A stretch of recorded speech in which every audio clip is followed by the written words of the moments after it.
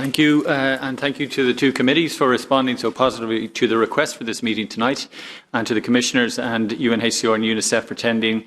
I'll get straight to the point. You will have heard, Commissioner Lenarčič, severe criticism of the ICRC by Ukrainian MPs 10 days ago when there was an online meeting with members of the Rada. And they were frustrated about Peter Moore, head of ICRC, attending in Moscow, a meeting with Sergei Lavrov, and the opening of an office in Rostov just before that.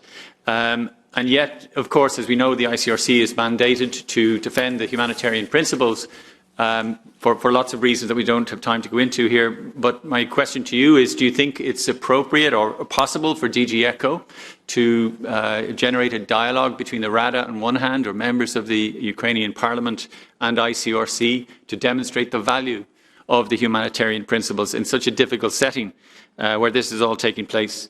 Secondly, both the UNHCR and UNICEF talked about cash programming, and it was assumed that cash programming would be the sort of default programming, particularly in western Ukraine, west of Kiev. And you spoke a lot about traditional aid, food items, non-food items from logistics hubs in Poland, Romania, Moldova and elsewhere.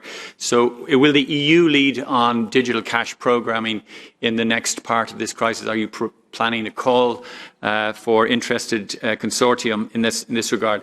And finally, I was Shadow Rapporteur for reports on the new orientation for EU's humanitarian action, in which we, the European Parliament, explicitly called for violations of international humanitarian law to be added as a listing criteria under EU sanctions. Has any steps been taken in this regard to advance this proposal, as it was an explicit goal of the EU's guidelines on compliance with IHL 11 years ago?